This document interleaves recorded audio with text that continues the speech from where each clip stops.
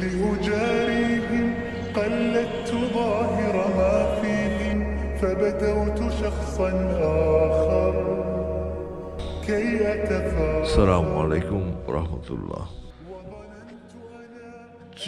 সকাল 8টা। Welcome to another episode from Dinajpur. বাহ, শুকায় গেছে। সো এই হচ্ছে দিনাজপুর। সবকিছু একটু এলোমেলো হওয়ার কারণ হচ্ছে এখানে হ্যাঙ্গার নাই আর কি, জামা কাপড় রাখার কোনো কিছু নাই। সো এইভাবে আছে, জাস্ট সবকিছু ক্লিন করতেছিলাম আর কি, এটা প্রত্যেকদিন সকালবেলায় করতে হয়। হেলমেট, জুতা, বেকার বাড়ি ধুলাবাড়ি আসলে সারাদিন থেকে লাগতে থাকে, ময়লা হয়ে যায়। যাই হোক, এখন টাইম হচ্ছে 9:30 বাজে, তাও এখনো কাজ শেষ করতে পারি নাই, এটা পর্যন্ত দেখতে পারি নাই যে আজকে কোথায় কোথায় যাব জানি, কিন্তু আমি ভাবতেছি যে রাজশাহীর দিকে চলে যাব কিনা সেটা একটু ম্যাপটা দেখতে হবে, নাকি দিনাজপুর থেকে গেলে ভালো হবে, এটা একটি ম্যাপ দেখে পরে ডিসাইড করব। এই হচ্ছে কথা। আচ্ছা যাই, একটু ফ্রেশ হই, আমি টাওয়াল পরে আছি। ওয়ালাইকুম সালাম, আমি 25 নাম্বার রুম থেকে বলতেছিলাম, ওকে দিয়ে একটা নেল কাটার আনাইতে হবে।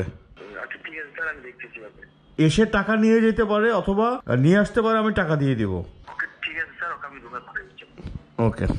If they are to become independent, they must learn to crack their own nuts.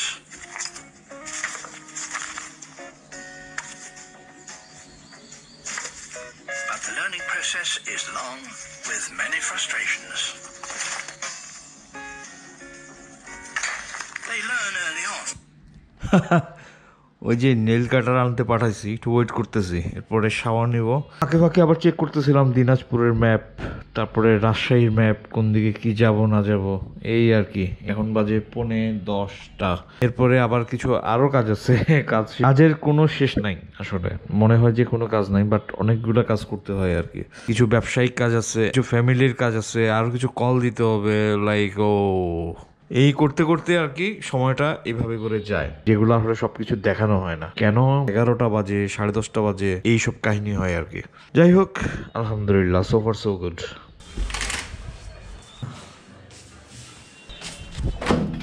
কাল রাতে তো ভাবছিলাম যে চলে যাব, বেশি কিছু ধুই নাই, এখন চিন্তা করতেছি না, যাহা 52 তাহা 53, এই যে ময়লা হয়ে গেছে। চিন্তা করতেছি দিনাজপুর থাকবো, তাহলে এটা তো বেশ মানে মোটা, ধুয়ে ফেলে এটা শুকাইতে দিয়ে, বাকি আরেকটার প্যান্ট আছে এটা এখন ধুয়ে ফেলে।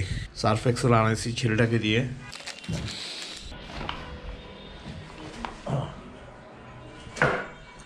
এরপরে নৌকো কেটে ফেললাম, একটু ক্লিন হওয়ার দরকার। ক্লিন তো ঠিক আছে, জাস্ট নখটা বড় হয়ে গেছিল। সো এখন হচ্ছে শাওয়ার নিয়ে ফেলবো, টাইম কিন্তু অনেক হয়ে গেছে, 11টা বাজে। শাওয়ার নিয়ে বের হবো, মাহফুজ ভাই সহ একটা জায়গায় যাব, কুইকলি রেডি হয়ে নি শাওয়ার নিয়ে। শাওয়ারের অবস্থাটা দেখাই, লাফ দিয়ে উঠছি আমি।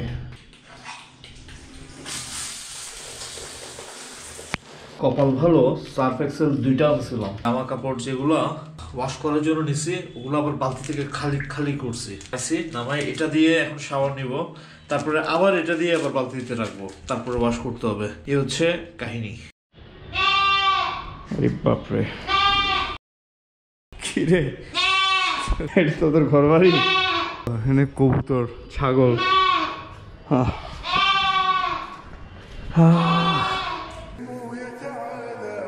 রোদ আছে, শুকায় যাবে ইনশাল্লাহ। এখান থেকে তো ভিউটাও ভালোই দেখা যাচ্ছে।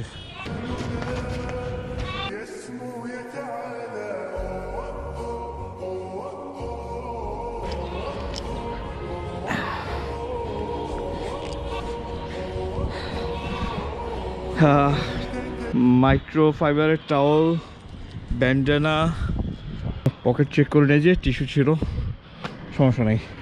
এবার এখান থেকে আমি ভিউটা দেখাই। সানলাইট আছে, ভালো দেখা যাবে না।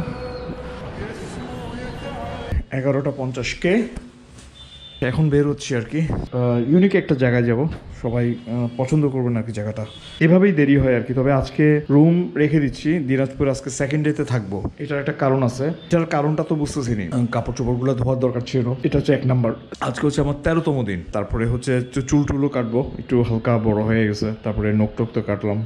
আরেকটা জিনিস হচ্ছে একটা ব্রেক লাগানো দরকার, মানে আমি প্রত্যেক দিনই আমি শিফট করতেছিলাম হোটেল, মানে লাইক যে এক জায়গায় 2 বার জেলায় বা জেলায় 2 বার থাকি নাই আর কি, করতেছিলাম বারবার। সো আজকে একটু স্লো ডাউন হবে, রিল্যাক্স ভাবে একটু লিখবো, পোস্ট করব, ছবিগুলা একটু আপনাদের সাথে শেয়ার করব, 2-1টা ভিডিও দিব, আর আশেপাশটাও ঘুরে দেখবো, সব মিলায় এই হচ্ছে প্ল্যান। ওকে, বের হওয়া যাক লেট না করে। মাহফুজ ভাই ওনাকে কল দিয়ে দিচ্ছি, বের হওয়ার কথা 9টা বাজে 10টা বাজে। এনিওয়েজ होता है क्या करे। গোপ্রো এটা তো বলি নাই, গোপ্রো যে কতবার হ্যাং করে সারাদিনে, এটা হচ্ছে একটা গোপ্রো জাতীয় সমস্যা আর কি। শ্যুট করার মানে কোনো একটা জায়গায় যায় দেখা যাচ্ছে হ্যাং করে বসে আছে, তো আবার দাঁড়াইতে হয়, হেলমেটটা তুলতে হয়, এভাবে করে অনেক সময় যায়, যেগুলো আসলে দেখানো হয় না আর, কারণ ক্যামেরাই তো অফ হয়ে গেছে, কিভাবে দেখাবো।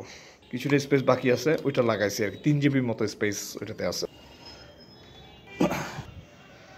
মাইক, কমিউনিকেটর, বিসমিল্লাহ, একটা প্রেস করলে লাইটিং শুরু হয়। রাতে চার্জ দিয়েছিলাম যে বুঝছিলাম আর কি, যাই তারপরে দিয়ে রাখি, মানে যাতে আমাকে সারপ্রাইজ করে দিয়ে চার্জ যাতে শেষ না হয়ে যায় আর কি। সো ক্লিন করে ফেলছি, তেমন কিছু নিব না, হেলমেট, চাবি রিং। সো যাই বের হয়ে যাই, বিসমিল্লাহ। পাওয়ার ব্যাংক এটাতে নিয়ে নিছি।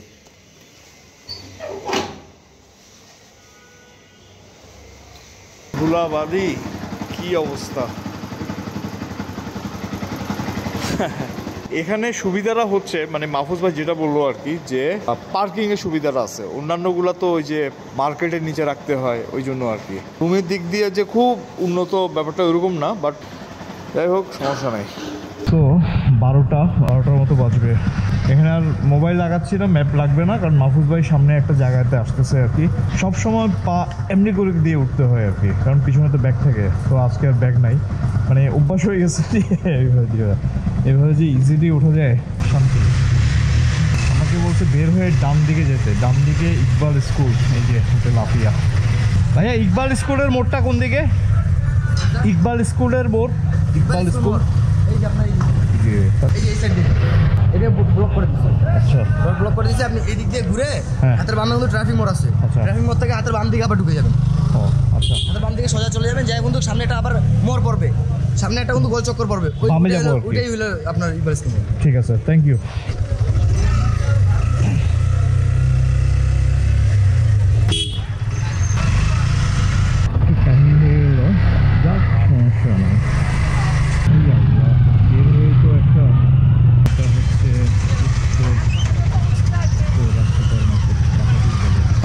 নিজে শাওয়ার নিব, বাইকেরও তো শাওয়ার টাওয়ার নেওয়ার দরকার আছে, হালকা একটু পানি মারতেছি আর কি, ফুল ওয়াশ করতেছি না।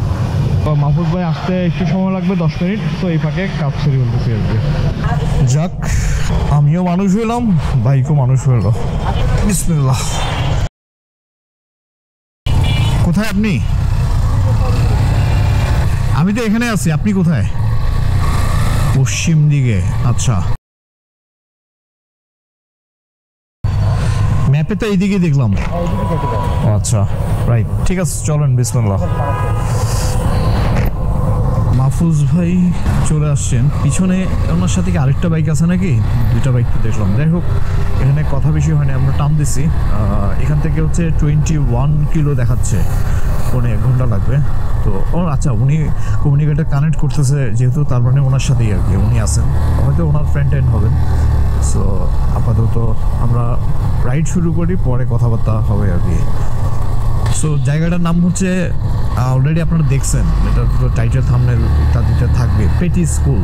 সো ইন্টারেস্টিং একটা, যখন আসলে আমার তো প্ল্যান ছিল যে থাকবো না, চলে যাব, কিন্তু যখন শুনলাম যে পেটি স্কুল মতো এরকম একটা জায়গা আছে, খুব ইউনিক একটা জায়গা, ইউনিক একটা স্কুল আর স্ট্রাকচার ওদের কীভাবে এটা তৈরি করছে, সো যখন এটা শুনলাম তখন ইন্টারেস্ট হলো।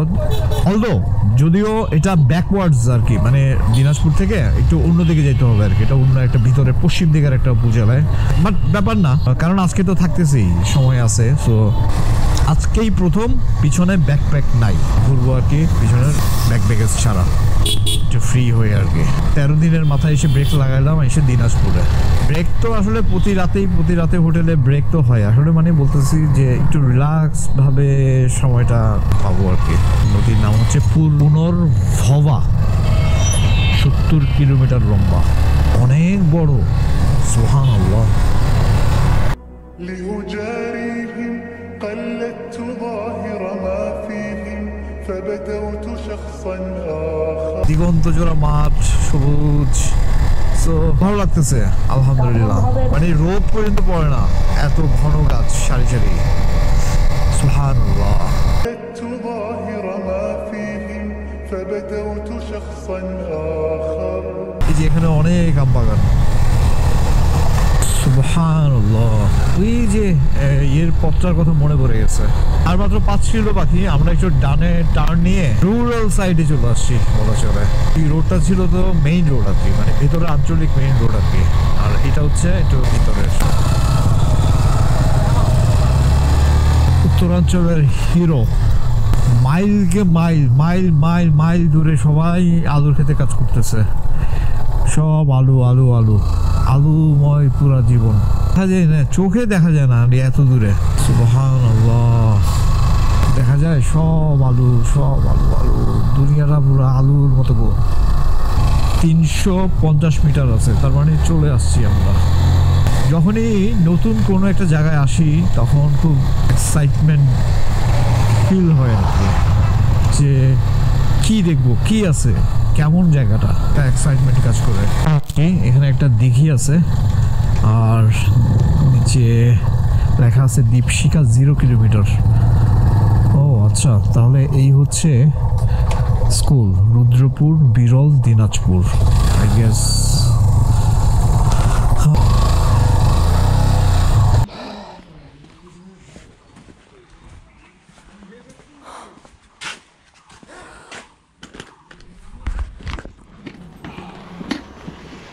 শিক্ষা মূলত একটা হচ্ছে এনজিও, ওরা এটা পরিচালনা করে।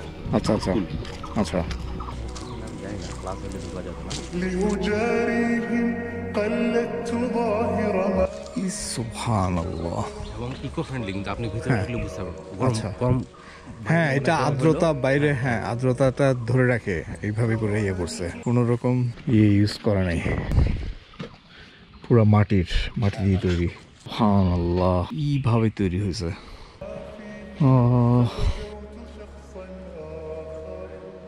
চিন্তা করা যায় কিভাবে করে এটা তৈরি করছে। আল্লাহু আকবার। নদী বন। এবার আমরা একটু ভিতরে যাই। ও আচ্ছা, যাওয়া যাবে ভিতরে না? অসম। চলেন সমস্যা নেই। এখন ক্লাস অফ আছে, ওই জন্য আমরা ভিতরে আসতে পারছি। আচ্ছা, কোনো বেঞ্চ নাই। আচ্ছা, নিচেই তাহলে ক্লাস করে। মডার্ন এডুকেশন ট্রেনিং এইদিকে আছে। এখানে একটা বারান্দার মতো আর কি, যেটা খোলা, এটা কিন্তু একটু নড়ে আর কি। সো এটা নাকি আরো পুরস্কার পাইছে বিভিন্ন। স্ট্রাকচারটা কি অদ্ভুত, যে দেখা যাচ্ছে। হ্যাঁ, মাটির ইয়ের উপরে বাঁশের ইয়েটা করছে আর কি। এখানে সাপ চলাচল করে আর কি। এই হচ্ছে এখানে একটা বিল্ডিং, আমরা এবার ওই দিকে যাচ্ছি, ওখানে আরেকটা বিল্ডিং আছে। খুবই মনোরম একটা পরিবেশ। এখানে যারা ক্লাস করবে তো মন তো এমনি ভালো থাকবে, তাই।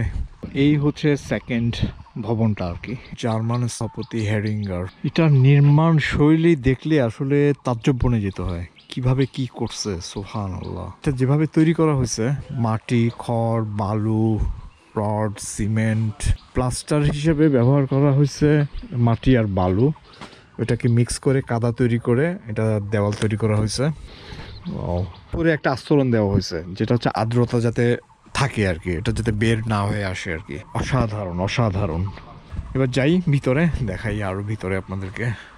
لا نحتاج المال كي نزداد جمالا جوهرنا বৃষ্টিটা পানির এদিক দিয়ে নামে, চারপাশের পানিটা এরকম একটু ঢালু করা আছে। আচ্ছা, পুরোটা আসে এই পাইপ দিয়ে এদিক দিয়ে নামে। হ্যাঁ, পুরো বিল্ডিং এর পানিটা নিচ দিক দিয়ে পাইপ করা আছে, আর পিছনে পুকুর আছে, ওদিকে চলে যাচ্ছে। ও তো এগুলো তো ভেরি ইন্টারেস্টিং। অনেকগুলো পার্ট আছে, এই যে দেখেন বালতির মধ্যে ছোট ছোট, ওই তো শব্দ হয় তো আচ্ছা আচ্ছা, মজা লাগে বৃষ্টির সময়।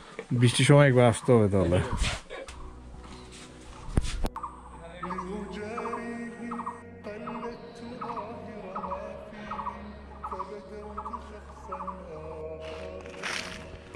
যারা খেলে এটা না,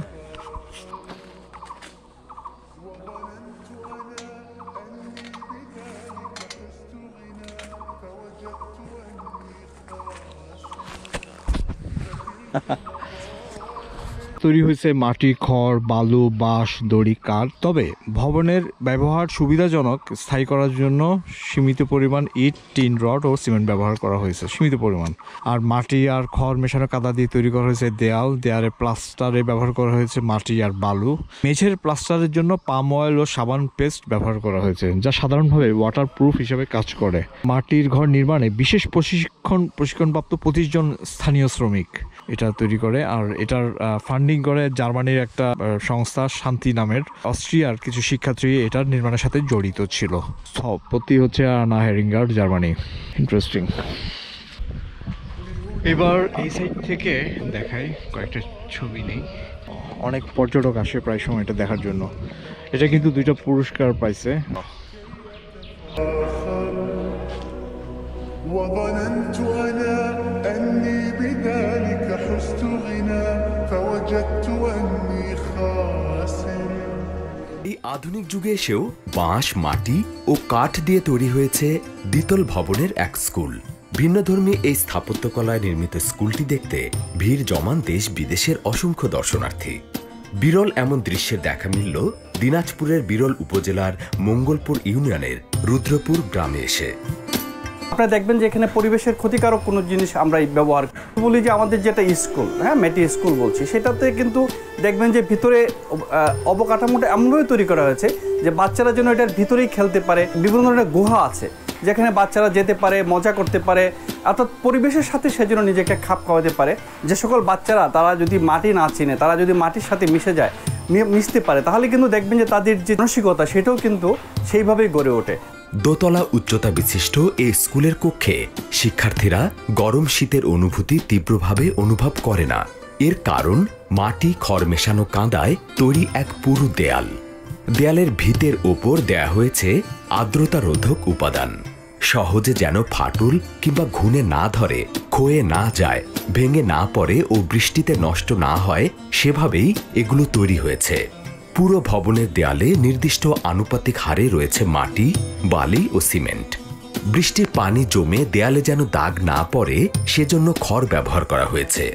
মেঝের প্লাস্টারে পাম অয়েল ও সাবানের পেস্ট ব্যবহার করা হয়েছে, যা সাধারণভাবে ওয়াটারপ্রুফ। আমাদের এই যে মাটির বিল্ডিংটা, এই ভবনটাতে সাধারণত প্রাইমারি স্কুলের শিক্ষার্থীদেরকে ক্লাস নেওয়া হয়, প্রিপারেটরি 2 থেকে ক্লাস 4 পর্যন্ত। মানে আমাদের এদের গ্রুপগুলোর আবার আলাদা আলাদা কিছু নাম আছে, নাম ব্যবহার করি আমরা। এখানে বৃষ্টি থেকে শুরু একদম 10ম শ্রেণী হচ্ছে ক্লাস সুনামি, মানে 12টা গ্রুপের 12টা নাম দেওয়া আছে। আর এই যে দরজাগুলোতে নামগুলো লেখা আছে, এটা 12টা গ্রুপের স্টুডেন্টদের নাম লেখা আছে। আর আমাদের যে স্থপতি আন্না হেয়ারিঙ্গার, মানে তিনি বলছেন যে এই যে পরিষ্কার পরিচ্ছন্ন জায়গা থাকলে আর কি বাচ্চারা তো নাম লিখে নষ্ট করবে, আর সেই ক্ষেত্রে এখানে যে নামগুলো দেওয়া আছে স্টুডেন্টদের সুন্দরভাবে আছে আর কি। ফাঁকা জায়গাতে তো বাচ্চারা লিখতে চায়, এটা হচ্ছে তার একটা কৌশল। এখানে আমরা শিক্ষার্থীদের মাটির নিচে ক্লাস নেই, এখানে পরিবেশ বান্ধব পুরো পরিবেশ, আর ওরা স্বাচ্ছন্দ্যে ক্লাস করতে পারে। ওরা ইচ্ছা মতো শুয়ে বসে লিখে, মানে বাধা ধরার নিয়ম নাই। যদি ব্রেঞ্চে বসতে হইতো হয়তো ওদের ব্রেঞ্চের মাঝেই বসে থাকতে হইতো, কিন্তু এখানে ওরা যখন ইচ্ছা শুইতে পারতেছে। ক্লাসের মধ্যে আবার আমাদের একটা আলাদা জায়গা আছে রুমের ভিতর সাইডে। উপরে বৃষ্টির পানি থেকে সুরক্ষার জন্য দেয়া হয়েছে টিন। এই ভবন নির্মাণে ব্যয় হয়েছে 17 লাখ টাকা, অথচ ইট সিমেন্টের এমন একটি বিল্ডিং তৈরিতে ব্যয় হয় 90 লাখ থেকে 1 কোটি টাকা। 2005 সালের সেপ্টেম্বর মাসে জার্মানির একটি দাতা সংস্থার অনুদানে সম্পূর্ণ ব্যতিক্রমী নির্মাণ কৌশলে মাটি দিয়ে স্কুলরুম তৈরি করা হয়। আমাদের একটা হচ্ছে এডুকেশন, আমরা বলি মেটি স্কুল, এটা হচ্ছে modern education and training institute. আরেকটা হচ্ছে যে আমরা প্রতিবন্ধীদের নিয়ে কাজ করি, এটা সামনে দাঁড়ায় আছি, সেটা আসলে হলো ইলেকট্রিক্যাল স্কিল ডেভেলপমেন্ট, যেটাকে আমরা দেশি বলছি, এখানে 2 বছরের ইলেকট্রিক্যাল কোর্স করানো হয়। 2007 সালে বিশ্বের 13টি স্থাপত্যের সঙ্গে মেটি স্কুলকে আগা খান অ্যাওয়ার্ডে ভূষিত করা হয়। পুরস্কার হিসেবে দীপশিখাকে $13,700 প্রদান করা হয়। সো এই ছিল দীপশিখা মেটি। কেমন লাগলো ওভারঅল? আমার তো খুবই দুর্দান্ত লাগছে। এমন একটা ব্যাপার যে বাংলাদেশে আছে তো জানতামই না। Very interesting. সুবহানাল্লাহ। আচ্ছা, এবার হচ্ছে একটু নামাজ পড়ে নিব, দেন একটা শালবন আছে, চলেন আরেকটা জঙ্গল, মাহফুজ ভাই বললো যে আরেকটা জঙ্গল আছে, ওখানে যাব। এখানে গেটের কাছেই একটা মসজিদ আছে, স্থানীয় ছেলেরা এখানে, এরা মনে হয় আদিবাসী বা উপজাতি আর কি।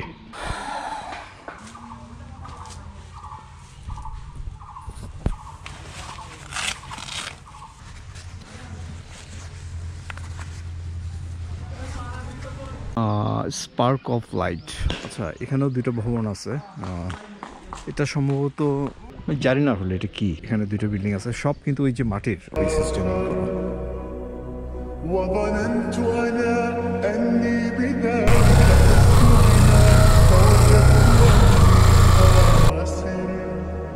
বিসমিল্লাহ। খুবই ভালো লাগলো জায়গাটা।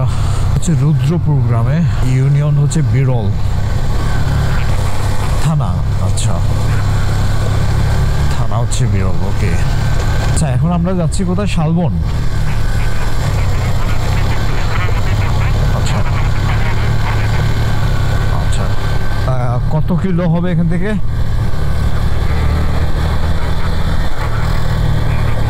15। আচ্ছা, এটা কি আমরা আরো ভিতরে যাব নাকি শহরের দিকে যাব? আরো ভিতরে। ওকে ওকে। আচ্ছা, لأجاريهم قلدت ظاهر ما فيهم فبدوت شخصا آخر كي أتفاخر وظننت أنا أني